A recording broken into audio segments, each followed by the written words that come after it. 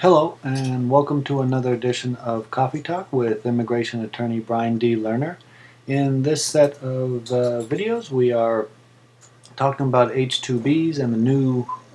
This one here deals primarily with registration of H-2B employers. So this is the crux of the new regulations and the requirements that will be needed in order to comply with the new regulations. So all employers that desire to hire an H-2B worker must establish their need for services or that the labor is temporary by filing an H-2B registration with the Chicago Center. Okay? Now, registration filing has several different requirements.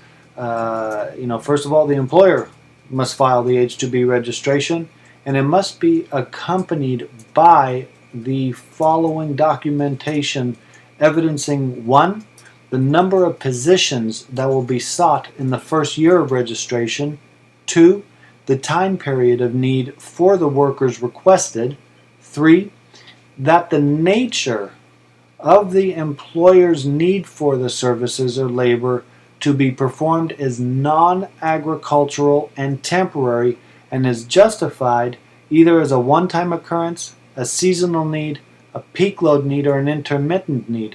Now keep in mind that a one-time occurrence again can go for all the way up to 3 years.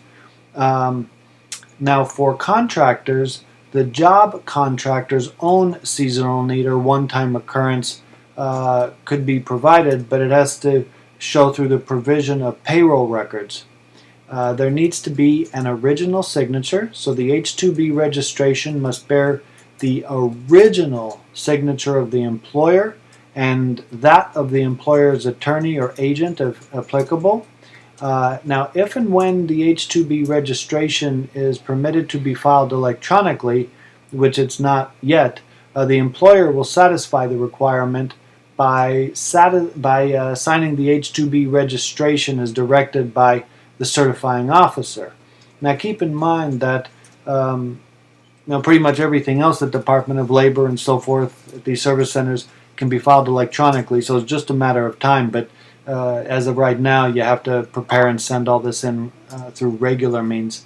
Now, the completed request for an H-2B registration must be received no less than 120 calendar days and no more than 150 calendar days before the employer's date of need, except where it is submitted, the H-2B registration submitted under an emergency basis. So essentially, there's a very short time window of eligibility here. So pretty much it's between 120 days, which is 4 months, to 150 days, which is basically just another month. So you have to make sure that the need is within those 30 days, and then that should be all right. Now, the temporary need, again, has to be established, and it has to be non-agricultural. That's the H-2B. We're not talking about farming or agricultural.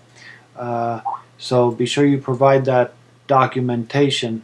And what will happen is the certifying officer will review the H-2B registration and its accompanying documentation for completeness and will make the determination as to whether to grant the H-2B on several factors. 1, the job classification and duties qualify as non-agricultural. The employer's need for the services is temporary in nature, which again, that's the whole basis for the H-2B. So you have to make certain that it is properly documented as far as temporariness, that the number of positions and the period of need are justified, and that the request represents a bona fide, real job opportunity. So that is the basis for the new regulations on how it's going to be submitted. And the nice thing about this is it seems more or less to go through one agency from beginning to end. I mean, you do have to get the prevailing wage from a different agency, but once you get that, you can put the whole package together and send it right to the Chicago Center, which will rule on everything. Before, it was piecemealed together in different areas, much more difficult, I think. So these regulations are good. It does streamline it and does allow the issuance of the H-2B to go in a much faster pace. Okay, more in the coming videos.